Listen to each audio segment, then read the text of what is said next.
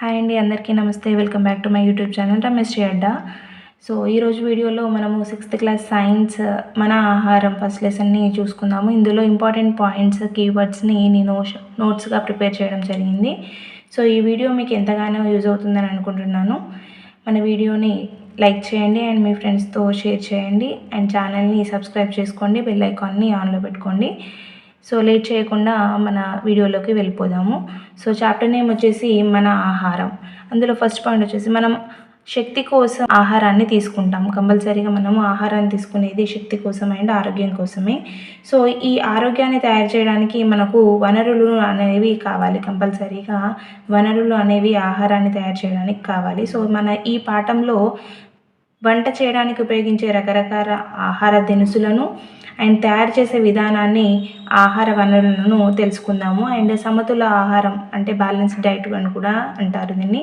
Balanced diet and సుగంధ ద్రవ్యాలు, dry fruits and some important points కూడా ఇందులో రాయడం జరిగింది. సో ఈ వీడియోని చూసినట్టయితే మనకు టెక్స్ట్ బుక్లో ఉన్నటువంటి మన ఆహారం లెసన్ని చదవాల్సిన అవసరం లేదు. సో ఇందులోనే మనకి అన్ని పాయింట్స్ కవర్ అయ్యేలా నేను నోట్స్ ప్రిపేర్ చేయడం జరిగింది. సో వీడియోలోకి వెళ్ళిపోతే, అరటిపండులో మన శరీరానికి అవసరమయ్యే పొటాషియం అనే పదార్థం ఉంటుంది. సో అరటిపండులో పొటాషియం అనే పదార్థం ఉంటుంది, కానీ ఈ అరటిపండుని మనము ఖాళీ కడుపుతో తినొద్దు. ఎందుకంటే ఇందులో చక్కెర ప్రభావాన్ని తగ్గించుకోవడానికి మాంసకృతులతో పదార్థాలతో కలిపి తినాలి. ఎందుకంటే ఒకవేళ మనము ఖాళీ కడుపుతో అరటిపండు తింటే అందులో అది మన బాడీలో ఉన్నటువంటి షుగర్ లెవెల్స్ని పెంచే ఛాన్సెస్ ఎక్కువగా ఉంటాయి. సో అరటిపండులో పొటాషియం అనే పదార్థం ఉంటుంది అండ్ దీన్ని మనము ఖాళీ కడుపుతో తినకూడదు. సో ఏదైనా మాంసకృతులతో కలిపి తినాలి. అండ్ తెలంగాణలో చాలా ప్రాంతాలలో సాధారణంగా అన్నం, పప్పు, కూరలు లాంటి ఆహార పదార్థాలు తింటారు. అండ్ ప్రత్యేక సందర్భాలలో మాత్రమే వివిధ రకాల ఆహార పదార్థాలు తింటారు. ఆహారాన్ని తయారు చేయడానికి ఉపయోగించే పదార్థాలను దినుసులు అంటారు. సో మనము ఆహారాన్ని తయారు చేయడానికి ఉపయోగించే పదార్థాలను దినుసులు అని అంటారు. ఉదాహరణకి మనకి పప్పులు అండ్ గోధుమలు, బియ్యము, ఇవన్నీ దినుసుల కిందికి వస్తాయి. సో ఆహారాన్ని తయారు చేయడానికి మనం ఉపయోగించే పదార్థాలని దినుసులు అని అంటారు. మనకు మొక్కల నుండి కూరగాయలు, మొక్కల నుండి పండ్లు లభిస్తాయి. మొక్కల నుండి కూరగాయలు, పండ్లు లభిస్తాయి. అండ్ జంతువుల నుండి గుడ్లు, పాలు, మాంసం అనేవి లభిస్తాయి. ఇది మనకు తెలిసిన విషయమే. అండ్ ఇంపార్టెంట్ పాయింట్, చాలాసార్లు అడిగిన క్వశ్చన్, చికోరీ జీర్ణ వ్యవస్థకు, రక్త ప్రసరణ వ్యవస్థకు మేలు చేస్తుంది. అసలు చికోరీ అంటే ఏంటి అంటే, ఇది ఒక ఔషధము. దీని యొక్క వేరుని మనము కాఫీలో అంటే ఎండబెట్టి కాఫీలో కలుపుకొని తాగుతారు, లేకపోతే కాఫీకి రీప్లేస్మెంట్గా కూడా వాడతారు. అండ్ ఇది బ్లూ కలర్ ఫ్లవర్ ఇచ్చే మొక్క. అండ్ ఇందులో ఇనులిన్ అనే పీచు పదార్థం ఉంటుంది. సో ఇది మనకి జీర్ణ వ్యవస్థను మేలు చేయడానికి ఉపయోగపడుతుంది. ఇది కంపల్సరీగా గుర్తుపెట్టుకోవాల్సిన విషయము. చికోరీ అనేది జీర్ణ వ్యవస్థకు, రక్త ప్రసరణ వ్యవస్థకు మేలు చేస్తుంది. చికోరీ అనేది ఒక పీచు పదార్థం. ఇది జీర్ణ వ్యవస్థకు మేలు చేస్తుంది. అండ్ దీని యొక్క వేరును ఎండబెట్టి కాఫీలో కలుపుకొని తాగుతారు, లేదు అంటే కాఫీ లాగా కూడా వాడుకుంటారు. అండ్ మొక్కల వివిధ భాగాలను మనం ఆహారంగా తీసుకుంటాము. ఇందులో చూసుకున్నట్టయితే లీఫ్, ఆకుల నుండి పాలకూర, కొత్తిమీర, ఇవన్నీ మనకి లీఫ్ నుంచి మనం ఆహారంగా తీసుకుంటాము. అండ్ ఫ్లవర్గా గోబీ, క్యాలీఫ్లవర్ అనేవి మనము ఫ్లవర్ రూపంగా మనం ఆహారంగా తీసుకుంటాము.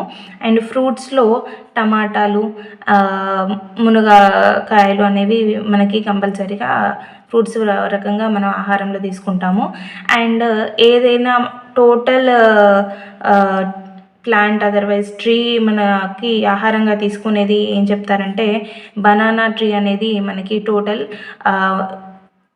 వేర్లైనా కానీ, ఫ్లవర్స్ అయినా కానీ, లీవ్స్ అయినా కానీ మనం ఆహారంలో ఉపయోగిస్తాము.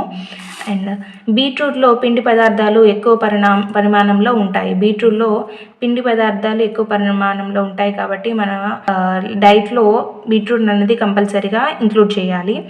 అండ్ ఆహారానికి సువాసన, రుచి, రంగు ఇచ్చే మొక్కల భాగాలను సుగంధ ద్రవ్యాలు అంటారు. మనం వండే ఆహారానికి సువాసన, రంగు, రుచి ఇచ్చే ముక్కల భాగాలను సుగంధ ద్రవ్యాలు అంటారు. ఎగ్జాంపుల్కి వచ్చినట్టయితే ధనియాలు, యాలకులు, లవంగాలు, దాల్చిన చెక్క, పసుపు ఇవన్నీ కూడా సుగంధ ద్రవ్యాల కిందికి వస్తాయి.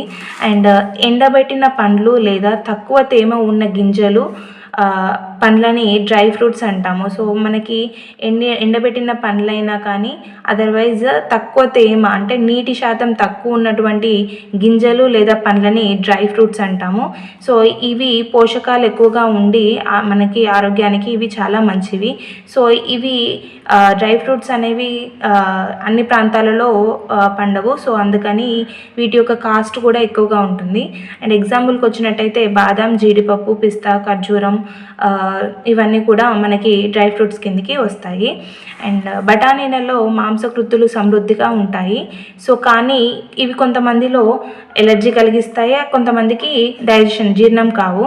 సో అందుకని బఠానీలలో కొంతమందికి మాత్రమే పడుతుంది, కొంతమందికి డైజెషన్ ప్రాబ్లమ్స్ వస్తాయి. కానీ బఠానీలలో మాంసకృతులు అనేవి సమృద్ధిగా ఉంటాయి. అండ్ ఉప్పు ఒక ఖనిజం. అంటే ఇప్పుడు మనము చూసినట్టయితే సుగంధ ద్రవ్యాలు, డ్రై ఫ్రూట్స్ అని చూసుకున్నాం. కానీ మనకి ఆహారంలో వాడే ఉప్పు అనేది దేని కిందికి వస్తుందని ఒక డౌట్ వస్తుంది. కానీ ఉప్పు అనేది ఒక ఖనిజం. ఇది సముద్రం నుండి లభిస్తుంది. సో ఒక సామెత ఉంది కదా, అన్ని వేసి చూడు ఉప్పు వేసి చూడు అని అంటారు కదా. సో ఉప్పు అనేది ఒక ఖనిజము. అండ్ రాజస్థాన్లో అన్నం బదులు చపాతీలు లేదా రొట్టెలను ప్రధానమైన ఆహారంగా ఉపయోగిస్తారు. సో రాజస్థాన్లో అంటే మన తెలంగాణ అండ్ ఆంధ్రప్రదేశ్లో మనము ఎక్కువగా అన్నాన్ని ఎక్కువగా యూజ్ చేస్తాము. ఎందుకంటే మనకి ఇక్కడ వరి పండే ఎక్కువ వాతావరణం ఉంటుంది కాబట్టి మనకి మెయిన్ ఆహారము అన్నం ఉంటుంది. కానీ రాజస్థాన్లో అన్నం బదులు చపాతీలు లేదా రొట్టెలను ప్రధానమైన ఆహారంగా ఉపయోగిస్తారు. ఎందుకంటే రాజస్థాన్లో మొక్కజొన్నలు, సజ్జలు, గోధుమలు ఎక్కువగా పండుతాయి కాబట్టి వాటికి సంబంధించినటువంటి ఆహార పదార్థాలను వాళ్ళు తింటారు. సో అందుకని రాజస్థాన్లో చపాతీలు అండ్ రొట్టెలని ఎక్కువగా ప్రధాన ఆహారంగా ఉపయోగిస్తారు. అండ్ ఉల్లిపాయలలో ఉండే యాంటీ ఆక్సిడెంట్స్ మనలను రోగాల బారి నుండి కాపాడే పదార్థాలు. సో వీటికి యాంటీ ఎలర్జిక్, యాంటీ వైరల్, యాంటీహిస్టిక్ గుణాలు ఉన్నాయి. సో ఉల్లిపాయలు తినడం వల్ల మనకి రోగనిరోధక శక్తి పెరుగుతుంది. అండ్ రోగాల బారి నుంచి కూడా మనము పడే ఛాన్సెస్ అనేవి తక్కువగా ఉంటాయి. ఎందుకంటే ఇందులో యాంటీ ఎలర్జిక్, యాంటీ వైరల్, యాంటీహిస్టిక్ అనేటువంటి గుణాలు ఉంటాయి. మనము ఆహారాన్ని ఉడికించడం, ఆవిరిలో ఉడికించడం, వేయించడం, ఎక్కువ నూనెలో వేయించడం, తక్కువ నూనెలో వేయించడం ద్వారా తయారు చేస్తాము. సో మనము ఆహారాన్ని తయారు చేయడానికి మనం యూజ్ చేసే పద్ధతులు ఆహారాన్ని ఉడికిస్తాము, లేదు అంటే ఆవిరిలో ఉడికిస్తాము, వేయిస్తాము. అది కూడా ఎక్సెస్ ఆయిల్, అదర్వైజ్ తక్కువ ఆయిల్లో వేయించడం ద్వారా మనం తయారు చేస్తాము. ఎగ్జాంపుల్కి వచ్చినట్టయితే ఉడికించడంలో మనకి అన్నము తయారు చేయడం అనేది ఉడికించడంలో వస్తుంది. అండ్ ఆవిరిలో ఉడికించడం అంటే మనం తయారు చేసుకునే ఇడ్లీలు ఆవిరితోనే తయారు చేయబడతాయి.